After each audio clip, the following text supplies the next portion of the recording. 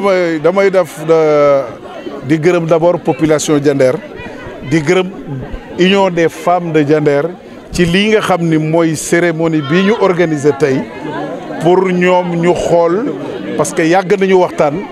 nan la ñu mën a gisee seen bopp ci nguuru président Macky Sall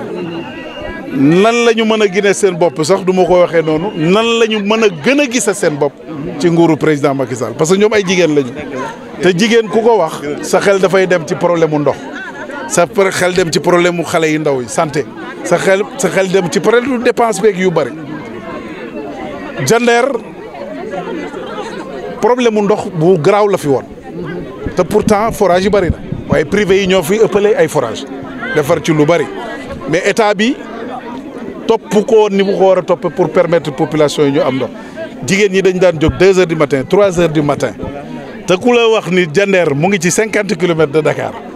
Diender la ñu jëkk def communauté rurale ci Dakar 1972 turu Diender fi mu yegg ci mbër yu mel ni El Hadj Abdourahmane Ndiaye Falang ku mel ni El Hadj Mbaye Diop le lion de Diender et cetera ak ñeneen ak ñeneen mais boo fi ànd ak sa xarit ba dugg Diender ñun la lii mooy Diender da nga naan non kii turam fi mu yegg Diender yeggu fi loolu bokk na li ñu dugal ci politique ñu reyante taxaw ànd ak président Macky Sall yàlla suturaal ñu jor réew mi mu ne déet xaaral li may njëkk a def mooy gestu Diender mooy lan jël seen doom teg ci wetam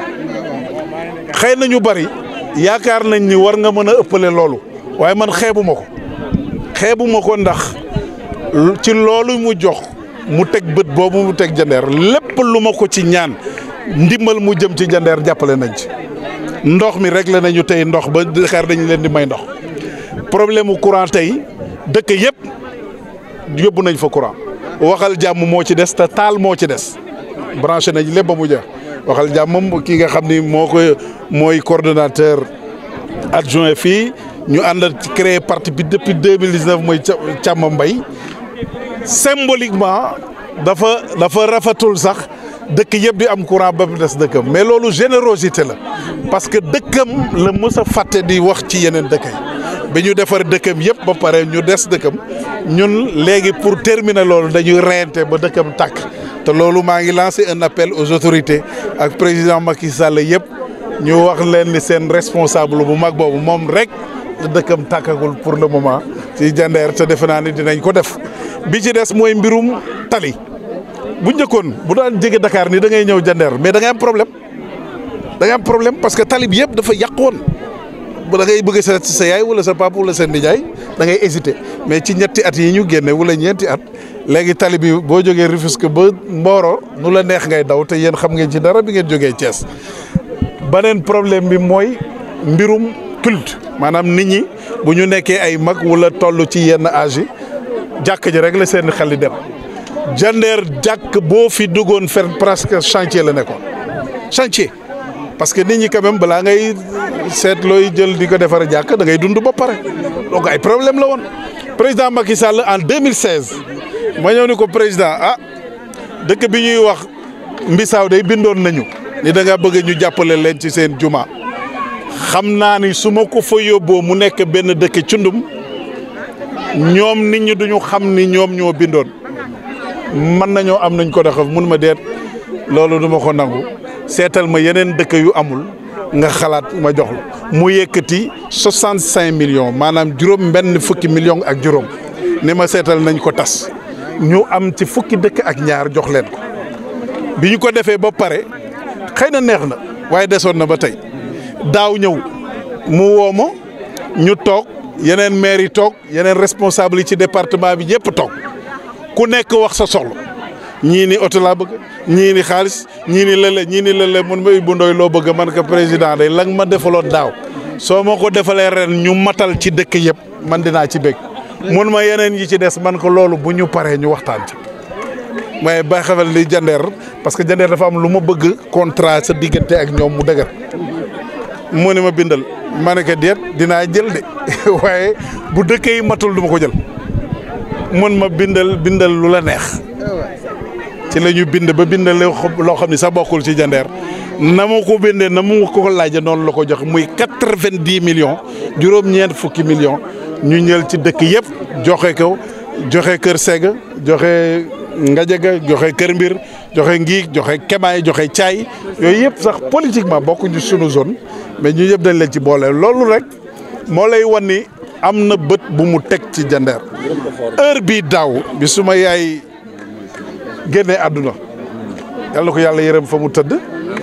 mais président kooku seetaan télé di xam war nga jàpp ni lu bari lu muy jaaleem Ndakaaru lay yem da lay fekk sa kër waaye bu ñu la wooyee téléphone ni la dama bëgg fekk fa nga dëkk ca Jandeer loolu du Ibou Ndoye moo ko ci intéressé bët bu mu teg ci Jandeer considération bu mu am ci Jandeer loolu laa jàpp ni loolu moo tax mu def te bi mu ñëwee daaw Jandeer yëpp génn aussi taxaw ni ko kontaan nañ ci li ñu def te élection yi ñëw ñu wan ko confirmer ko ni kontaan nañu loolu tànk yooyu laa bëgg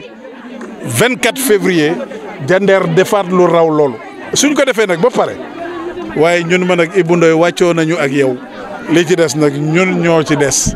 ngeen bàyyi nag waa Jandeer donc je lance un appel à tous les Jandeer le 24 février 2019 ñu jàpp ci président Macky Sall parce que suñu avenir ci Jandeer ñu ngi koy dund te war nañ ko mën a dund. nga posé rek par rapport au confort ak nga si ñaax askan wi jëm ci wàllu suuf si ndaxte gis nañ ne maanaam Jandeer dëkk la moo xamante ne tey jii am na potentialité te yeneen ak yeneen ci aéroport yooyu. waaw mbirum politique bu ñu koy wax ñu bari dañuy xalaat mbirum courant mbirum ndox mbirum tali mbirum dispensaire et cetera mais am na yeneen yu ci rax yu ci bokk tey ñun jàpp nañu sunu responsabilité ci Jandeer bokk na ci ñu aar Jandeer aar suufu Jandeer aar suufu Jandeer mooy tey li may wax nii xam naa ni dina am problème après parce que képp ku yor xaalis yor Ndakaaru di nga seet lu war a contre Ibou Ndoye ñu dem financer la jàppale pour Ibou Ndoye bañ a jàll loolu dëgg la parce que gars yi dañ koy def mais dama bëgg waa Jandeer amal seen bopp seen fulla ak seen fayda ñooñu ñuy jàppale di ngeen gis ay candidat yu dul jinne ñu jàppale leen élection yi ñëw candidat yu dul jinne di ngeen gis ay doomu Jandeer jàppale leen xaalis lañ leen di jox pour ñu jàppale leen parce que li ñu bëgg mooy Ibou Ndoye boobu bu mu fi taxaw man sama combat bi ma njëkk a jiital mooy fexe ba suuf si ñuy caxa di ko jël ku nekk di jënd di tag di defar say miir di préparer say njaboot pour ñaar fukki at yi ñëw ñu arrêté ko delloo suuf si doomu Jandeer yi ñëw ñu taxaw ñu exploité ko parce que Cheikh bu ñu amul chance ñaar fukki at yi ñëw képp ku bëgg a tabax ci Jandeer boo amul sens te say maam dëkk Jandeer bokk Jandeer suuf si ngeen moom ko Ndakaaru ngay dem pour seet noo ko jënd ku jël kilomètre 50 ba Kayar nga ñëw Sangalkam romb Mbambilor dugg Jandeer ba Noto lépp loo fi gis ci tali bi mur taxaw seen borom dëkkuñu Jandeer mais ñooñu seen njaboot la ñu koy defaral dañuy denc pour ñaar fukki at yi ñëw seen doom yooyu ñëw jiite ñu fii jël suuf si fii jël kër yi fii jël lu fi baax lépp mais loolu nag il faut que doomu Jandeer yëpp étudiants yeeg cadre yeeg am nañu ay magistrat fii tey fii lépp ngi fi ñun ñoo war a toog sunu biir xool sunu biir taxaw ci jéem a seet nu ñu koy reyante ba loolu mën a am parce que loolu rek la ñu am lu ñu dese pour sunu njaboot ëllëg suñuy papa yi ñoo ñu dugal école teg ñu fi ñu war a teg jàpp nañ ni ñoom seen warugar def nañu ko ba pare li ci des ñun tamit ñun ñoo war a fàtte suñu bopp tuuti xool njaboot gi ñu jiite ëllëg seen ëllëg nan lañ ciy war a mën a taxawee ba ñoom it buñ ca tolloo duñ ñu jéppi loolu moo waral politique bi loolu moo waral taxawaay bi te loolu laa gëm ni président Macky Sall bu ma gëmul woon ne dinañ ci accompagner du ma ko def waaw loolu tax waa Jandeer donc war nañu mën a taxaw le 24 février ñu taxaw si jàppale ko ñu gagné ñu taxaw liggéey suñu dëkk à travers la politique. li ñu leen di kontaan ci rek di gërëm président Macky Sall ca kaw ca kanam Macky Jandeer a ngi ci ginnaawam tey ba ëllëg Jandeer jigéen ñi ku leen jàppale lañ bëgg te jàppale googu am nañu suñu doom joo xam ne mu ngi ci wetam danoo bëgg mu jàppale ko mu jàppale nu ndax mooy sunu ndaw mooy sunu loxo mooy sunu lépp. Macky Sall ñu ngi koy sant di koy ñaanal yàlla fu mu bëgg a yóbbu réew mi yàlla na ko fa yàlla yóbbu Macky Sall Jandeer a ngi sa ginnaaw ca kaw ca kanam. jafe-jafe ngeen am lan la. lan mooy seen jafe-jafe yi. jafe-jafe yi wér gi yaram ci la ndox ci la tali bi ci la diggante Kër Matar ba Ndaam ñu ngi ñaan itam jigéen ñi mu financé leen soxla nañu ko ndax fanweeri dëkk yi ñoom ñëpp dëkk bu ne lu mat juróomi oto na fa jóge te jigéen ñi takku di liggéey rek di dundal seen i joboot di dimbali seen i jëkkër kon Jandeer seen muy góor muy jigéen seen ñaq rek la ñuy dunde Macky Sall nag bëgg na mu jàppale nu bu baax a baax nu jàppale ko bu baax nag ba mu xam ne Jandeer jàppale na ko noonu ay ñooy Jandeer ñoo ngi koy sant ko. léeg-léeg yëf yi xaw a yëngatu sax ñu gestu ki yor politique xalaatu ñu ne sax am na ko mais yaakaar rek lañ ciy def yaakaar nag képp ku suñu borom def nga yor ko téye ko wax dëgg yàlla lu ngay def kon warul mën a nekk lu ñaaw ni ñu koy doxale xëy na des fois moo dul rafet moo tax nit ñi di ko ñaawal waaye politique du lu bon te yàlla sutural nañu dimbali nañu tey ki yàlla dénk réew mi parce que réew boo ci nekkee jiite ko mën naa jàpp ni yow yaa fa toogal sunu borom ndax tey jii guddi yi may nekk nii toog muy bëgg ñuy tàccu di musique su neexoon président Macky Sall suba ngeen am lu ngeen amoon ci ceeb di ngeen ko dajale fekk ma rëbës andil ma ko mën naa def lu dul yoon wala ma doxale na leen ci état waaye lum ci manti doon su ko neexoon suba ñu am na ñu génnee doxale ko yóbbu la ngeen fekk ma fa seen ceeb yëpp ngeen dajale ko di ma ko indil waaye bu ko neexoon suba aussi su ko neexoon suba aussi Sénégal yëpp ni Jandeer la Ibou Ndoye la loolu ku ko am ngan xam am na lu muy ko joxe loolu mooy président de la République soxlawuma liggéey ak moom pour am teraanga ci moom déedéet ndax ku yàlla dimbali nga def ak nit ñaar fukki at ak juróom di ko ànd ba dara deewlul dara ñu taxaw fii ci dëkk bi fii penc mi Macky Sall taxaw na fi en septembre 2010 sama nijaay Madara moo fi nekkoon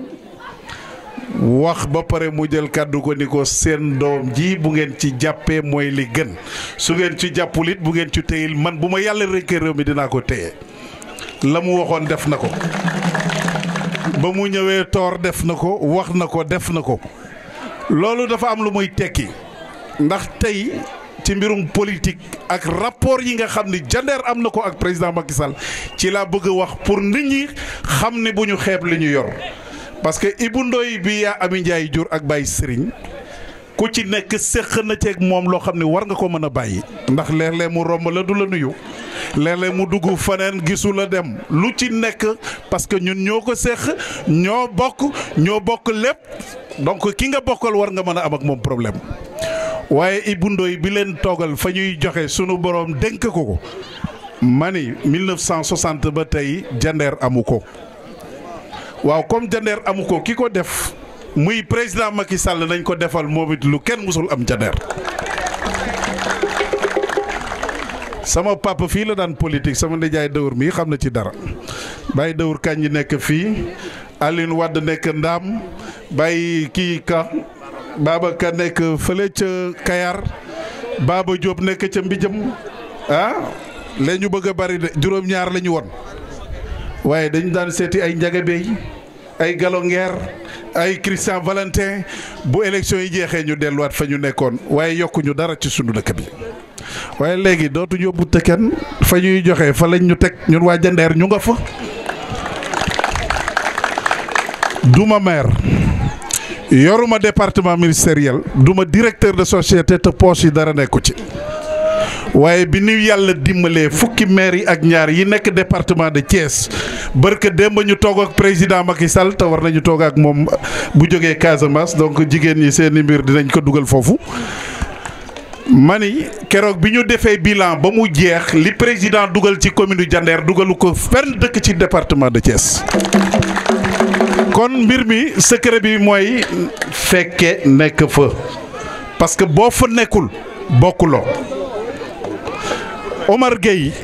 sunu xarit la mooy ministre bi nga xam ne moom la ñu démb pêche yàlla dénk na ko fi ndox mi lu mat ñaari at laaj naa leen ndax mus na dugg Jandeer di xool ndax Jandeer manqué na ndox wala amul ndox te fii Sangalkam juróomi minute la du def ko bañ du def ko bëggul a def waaye ku nekk ak la nga tal ku nekk sa dëkk nga tal moo tax ñun aussi li ñu am bu ñu ko xeeb ku ñu ci tooñ ci doxalin nag ñu ko jéggal waaye xamal rek nga jàpp rek liñ la war a mën a amal njariñ fa ñuy joxe rek nga fàttali ci des bu ngeen ko defee rek jandeer yépp dinañu ànd ñu taxaw jàppale président Macky Sall ni mu ñu gestoo ñu delloo ko parce que suñ ko deful dinañu ñàkk président Macky Sall mënatuma ko yokk añ du reer du ndekki du xaalis du teraanga du daraja sunu borom jox na ko lépp ba pare te suba bu bàyyi woon tey jii yaramam du ko yëg njabootam du ko yëg dëkkam du ko yëg waaye ndax kii ñëw dina am doomu jandeer ci wetam yàlla rek xam bu boobaa nag nijaay dëwur jumaa ji du yegg wala du gaaw a yegg bu boobaa sama nijaay ndox bii ñuy defar daaru njar di ko defar njar ak gollam gëmuñu ndax dina yegg bu boobaa ngeen dellusiwaat ci juróom-ñetti dëkk ak juróom-ñeenti dëkk bokk benn forage ngeen di toog ba 2 heures du matin wala 3 heures du matin di jot di wëri xar ndox rek da ngeen di tànn rek ndax li ñu def barke démb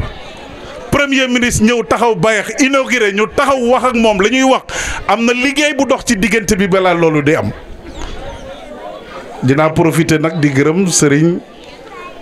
Modou Aminta Sey Dia ndax discours bu rëy la defoon ci guddi sëñ Mor Dia discours boobu am na lu bari loo xam ne bokk na ci li tax état bi yëngatuwaat gën a considéré waat jandeer boole ko suñu discours ñu taxaw ñu ni nañ fa yóbbu forage donc bu ñu xeeb parce que ñoom lu fi xew ci jandeer xam nañ ko lépp luñ fiy def jandeer xam nañ ko. waaye dafa am loo xam ne des fois day xaw a metti rek jandeer dañoo xaw a contre nguur pourtant amul ñu ngi gañe rek bu baax waaye ngañeel gi nañu koy yokk mu gën a neex parce que élection bi ñuy jëm man gëm naa ni jandeer président Macky Sall warul ñàkk benn carte ci benn dëkk soo demee Cëddeem 1985 la waa Cëddeem géej a naan ndox tey forage bi defar nañu ko dinañ ko yokk gën a defaraat forage bi rek mën na jël jandeer yëpp ba mu jeex waaw ñu dolli ci fukki forage ak ñeent di ko def mu jëm ci tool yi fukki forage ak ñeent à partir de 2021 bii donc ay at yu néew suñu ubbee kër Momar Sarr 3 bi nga xam ne def nañ fa 274 milliards pour dimbali Ndakaaru ak li ko wër yépp ci ndox waaye suñuy forage wax dëgg yàlla lu ci bari ñun ñoo koy moomaat kon ñun mën na jàpp ni fii ba juróom fukki at ci kanam incha allah sunu borom suturaal nañu problème mu ndox dañu koy dégg feneen waaye fu mu doon jandeer loolu ku la ko defal am na lu ñu warloo ak moom tey jii ñaari dëkk moo ñu dese. ci courant waxal jàmm moo tàkkagul te dina tàkk bientôt bien sûr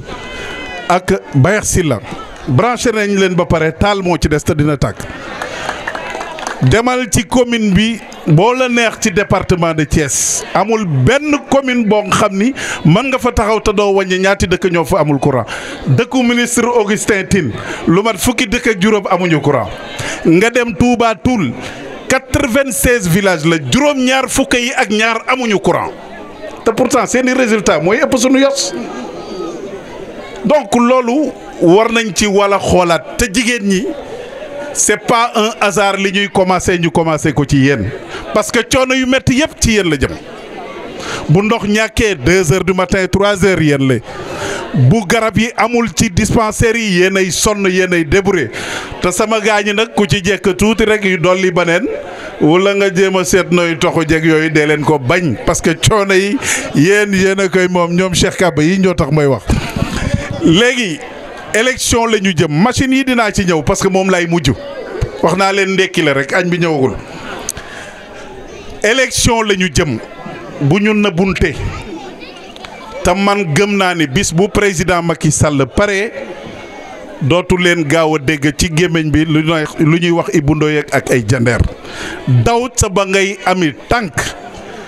ñun war nañu mën a taxaw tey fexe ba juróomi at yi ñëw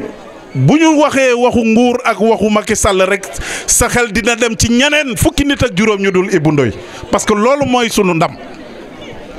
xale yi jàng nañu juróomi téeméeri étudiants ñu ngi ci Jandeer matière boo laal gars yi jàng nañ ko ay maîtrise ak master lépp am nañ ko. usine institut pétrole bu ñuy defaree pétrole sax di ci xalaat ñu ngi koy defar fii ci Dakar mais sunu gars yi sax nangaguñu ci dem mais juróomi at yooyu war nañu mën a taxaw am na ku ko wax léegi soxna Fada suñu nee bayax ñu neen bayax juróomi cadre yu nekk ci état bi ñu nga fa suñ nee toor ñaara nga fa ñu ne Jandeer juróoma nga fa ñu ne et cetera suñ ko defee bu ñu gisee Ibou Ndoye dund taxaw bu ñu ko gisul taxaw ci état bi loolu mooy suñu ndam te loolu la ñu war a def. reyante boobu nag amul kenn ku ñu ci mën a jàttale jiital su combat yu dul yéen te loolu mënuñu koo am bu fekkee ni résultat yuy ñëw amu ci liñ ci séentu résultat yi 50% la ñuy wax boo amul 50% même boo jiitoo gañewuloo donc ñun dëkk bu ci nekk bu nu fexee ba juróomi téeméeri nit wateel fa président Macky Sall ñooy raw ci département de Thiès te bu ñu rawee ci département de Thiès bourse dootuñu te école yuy toog fii xale yi di jàng suba ñi di jàng ngoon dootuñu të mani dëkk yi amagul tali dootuñu të ak yeneen dispensaire yi boo ci dugg tey garabam manqué na jigéen ñi soxla nañu financement wax ngeen ko ñun may nañ ñu possibilité fa ñuy joxe ñu ni kaay jël loolu président Macky Sall moo ko def gestu na Jandeer parce que jël na doomu Jandeer teg ci wetam waaye daf ñu ni fii may naa la nga jël fa waaye yaay wutal sa bopp escalier boo fi yéegee loolu la président wax lu la neex ñëwal jël ko waaye nag du ma la tungoom nag yow yaay jël sa escalier yéeg boo paree loolu la neex nga jël escalier yi mooy carte bu ndaw bi ci biir poche yi su leen neexee ñu génne ko bu ñu passé février 2019 Ibou Ndoye mënu leen a rëcc fu mu ne përëj fii nga xëcc ci noppi bi ni kat la ñu waroon a def nañ ko yéen a ci des waaye bu ngeen deful li leen war a def ba pare ma rombaat lee fii ngeen bëgg ma xëcc day metti na ku nekk def li ko war rek ba pare Jandeer sonn nañu ci opposé wu di wan nguur ci gannaaw nguur moo yor ndox moo yor financement moo yor tali moo yor garab moo yor lépp ku ko wan gannaaw da ngay toog ci grand place yi di jooy di xulti guddi ak bëccëg te sa dara du faj ñun nag ni ñuy dunde mu metti loolu la ñu war a ñaan sunu borom sunu doom yu ndaw yii fekk fukki at ci kanam ñu bañ a dunde lu mettee noonu moo tax wote carte bi am njariñ carte bi dañ la naan jëlal nga tëju yow rek yaa fi nekk ak sunu borom ñu ne la xoolal ci juróomi at yi nan nga bëgg a dëkk bu fekkee da nga bëgg a dëkkee noo xam ne da ngay toog di opposé wu rek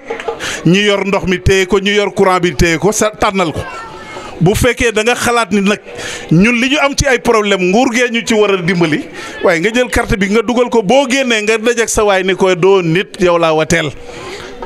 kenn du mer waaye li ci am solo mooy résultat ba bu résultat ba génnee ñu dem jàpp li ñu war a jàpp incha allah rabbi ñun gëm naa ni mënuloo juddoo toor sa papa jëkk a juddoo ci toor Ibra Ndiaye di sa maam Assane Kane di sa maam Asta Kane di sa maam Dawur Fall Ndoy di sa ndijaay ngay def luy tuutal Jandeer mënul nekk ndax ñi ma ko séqal bu ñu paree ba takki seen bagage dem man may dellusiwaat fii ci mbokk yi kon kay wax dëgg yàlla am na loo xam ne jombale naa ko sama bopp parce que yaru leen ma ci loolu te yéen du leen ko nangu ay bañkat ngeen li ngeen nangul seen bopp nangul leen ñu ko rek ngeen jox ñu confiance après ñu ànd liggéey ngeen xool lii téléphone rek la benn coup de téléphone suma frère Cheikh Diop le directeur du PUDC muy nit ku baax mu ne ma Ibou dinaa la jox te bu doyul dinaa dolli ma ni soxna Aram ak soxna Asta ñun li ñu jiital ci sunu doxalin du politique gu parti ñun intérêt Jandeer la ñu jiital xalaatuma sax na jéemuma sax xool fu ngeen bokk mais à partir du moment ay machine la dafa war a dugg Jandeer doomu Jandeer bu ko am rek dugg na jandeer sunu bénéfice la ndax bu demul jandeer it dem Pout wala mu dem Kër Ndiaye Lo doomu jandeer bu ko am foo bokk ci politique ñun sunu yoon nekku ci dinañ ko indi jox la ko. moo tax union bi vraiment dañ leen di gërëm di leen sant parce que lii aussi bu ñu bëggoon di ko jël di ko yóbbu toor bu ñu xëyee waa jandeer wan ñu gannaaw suñu ko yëdee ca dem bàyyi waa waxal wan ñu gannaaw bu ñu ko yóbboo mbi jëm bàyyi Kër Matar ñu la comme union bi jàpp nañ ni te état bi xam na ko parce que information yëpp état bi yor na ko xam nañ ni union des femmes de Jandeer moo piloté femmes Jandeer yëpp li ñu war a def kay mooy jéem a seet ñi ci bokkagul nu ñu leen di jàppalee accompagner leen ñu fexe ba dugg ci bokk ci parce que mbooloo mooy doole bu ngeen ko defee Jandeer gën a taxaw lu ñu xëccandoo dinañ ko dagg loolu dinañ ci jéem a waxtaan après loolu moo waral ñu def ko parce que ñu bari dinañu xalaat ni waroon nañu ko jël jox ko sunu militant parti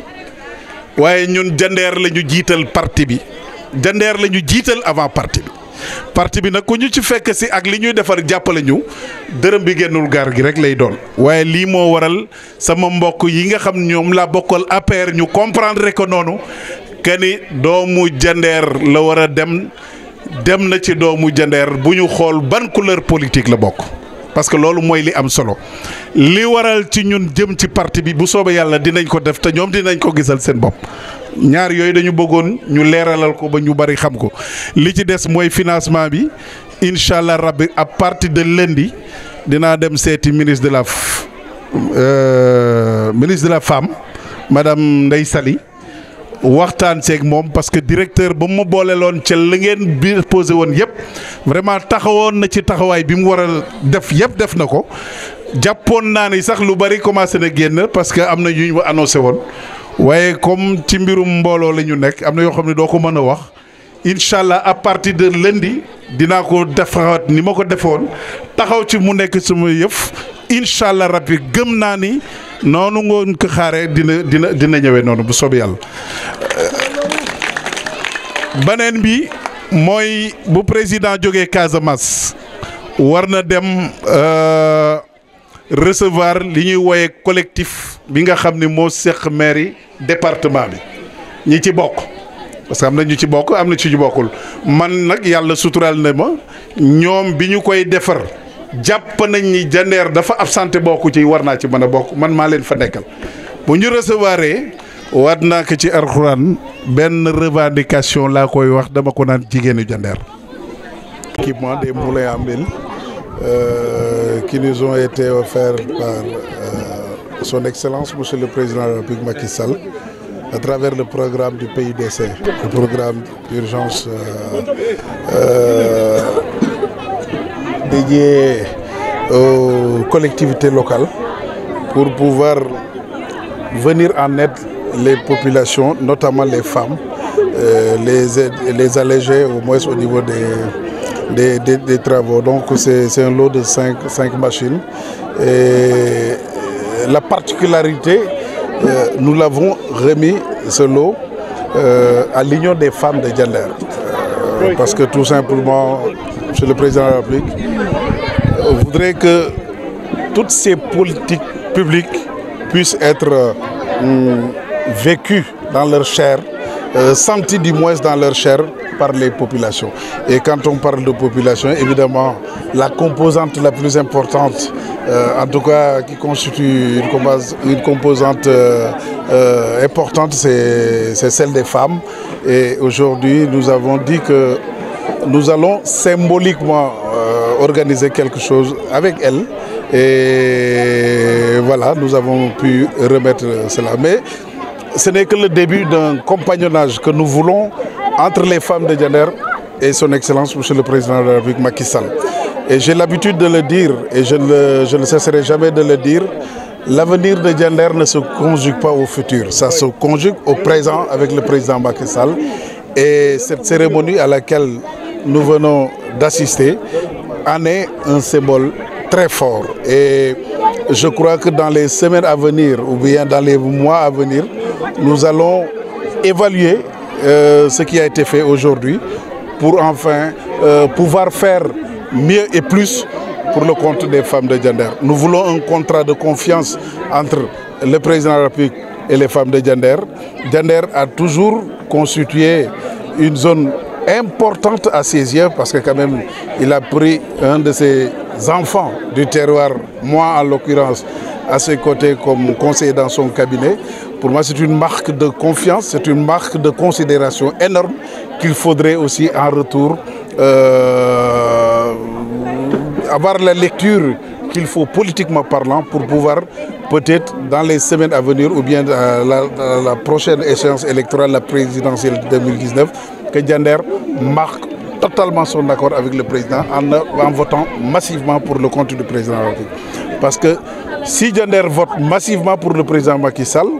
cela veut dire que Diender se donnera les moyens de pouvoir accélérer son développement. Parce que aujourd'hui,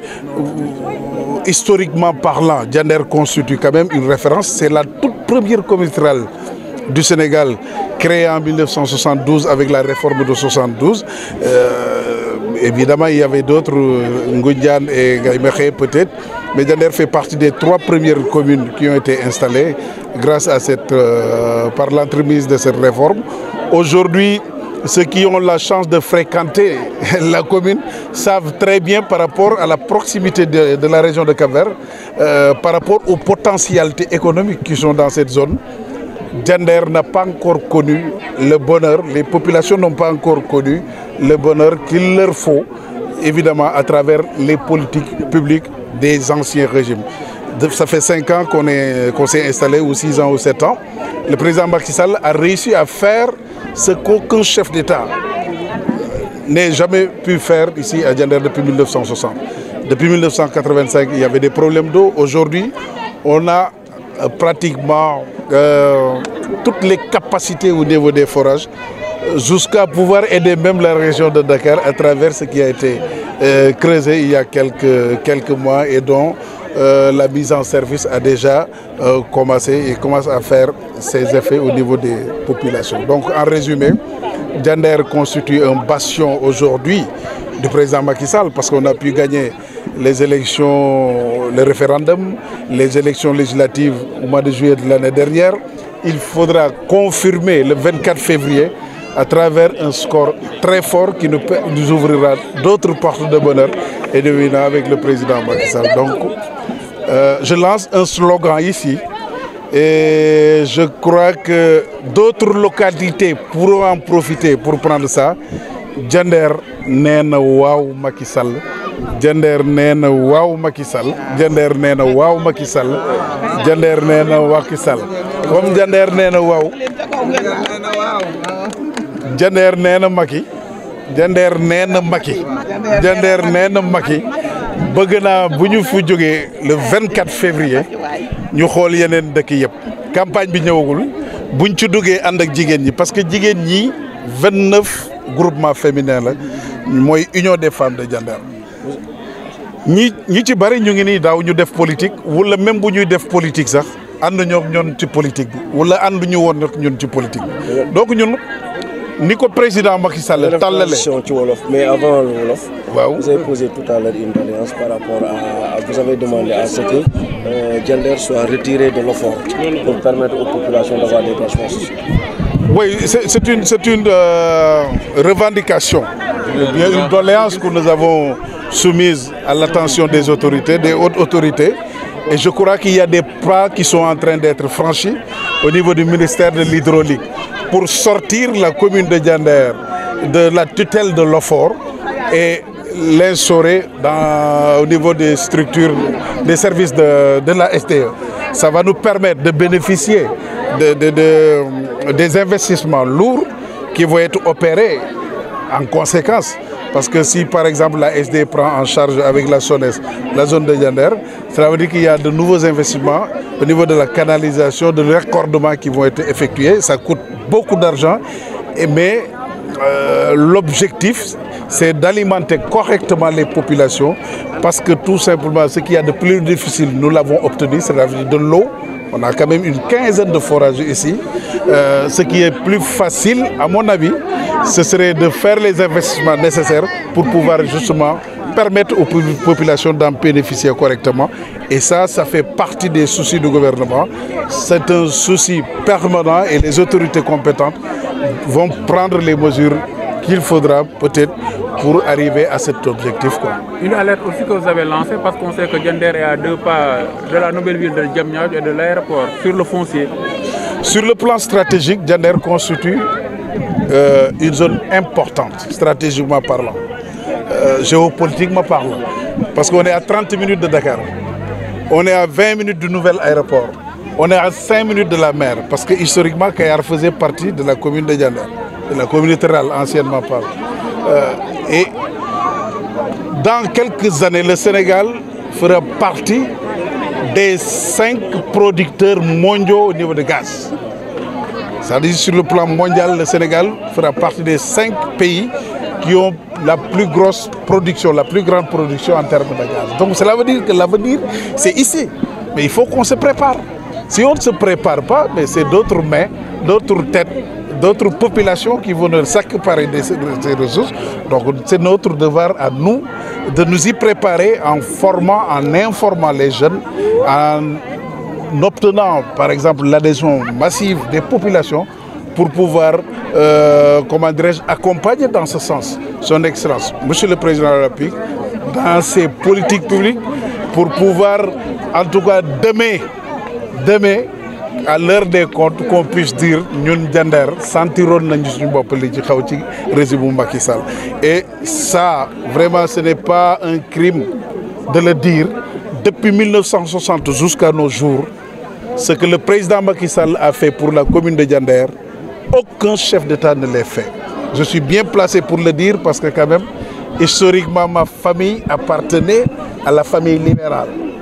C'est-à-dire mon père a soutenu le président Abdoulaye Wade. Il est décédé en 1998, avant même l'accession d'Abdoulaye Wade au pouvoir. Mais nous avons observé, nous vivons les réalités tous les jours que Dieu fait. Nous avons pu constater depuis 2012 jusqu'à nos jours les immenses efforts qui ont été faits par le gouvernement